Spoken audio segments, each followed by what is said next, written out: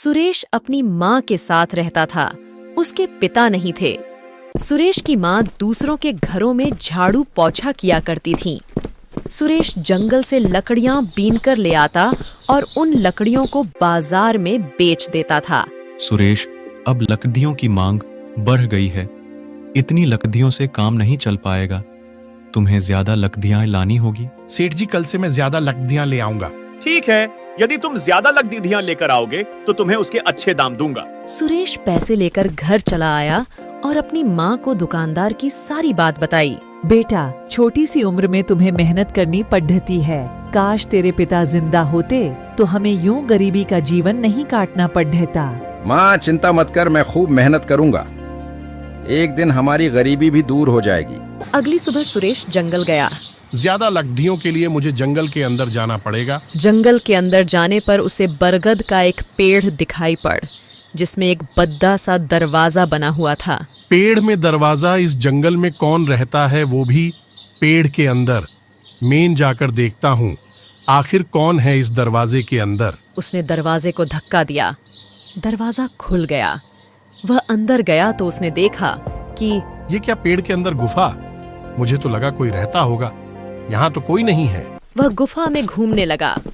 घूमते घूमते अचानक उसे किसी के चिल्लाने की आवाज सुनाई दी।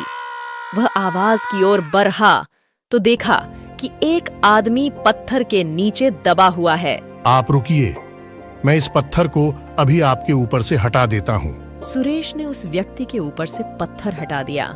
बेटा, तुम्हारा बहुत बहुत धन्यवाद। अगर आज तुम ना आते तो मैं मर ही जाता।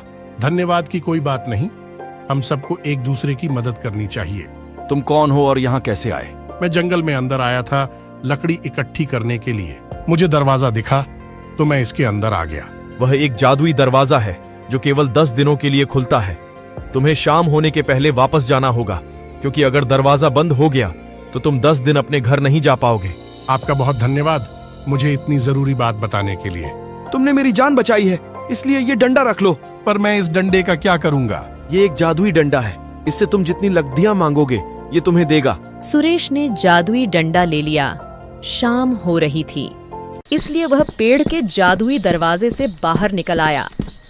खुशी खुशी वह घर पहुंचा और जंगल में हुई घटना के बारे में बताते हुए, ये लो माँ, जादुई डंडा। माँ जादुई डंडे को देखकर बहुत खुश हुई। सुरेश को भूख लग रही थी। उसने जादुई डंडे से खाना मांगा। ढेर सारे पकवान उनके सामने थाली में सज गए। माँ बेटे ने उस रात पेट भरकर खाना खाया। अगली सुबह सुरेश ने जादुई डंडे से ढेर सारी लकड़ियाँ मांगी और दुकानदार को बेचकर अच्छे पैसे कमाए। जादुई डंडे की मदद से धीरे धीरे उनकी गरीबी दूर हो गई।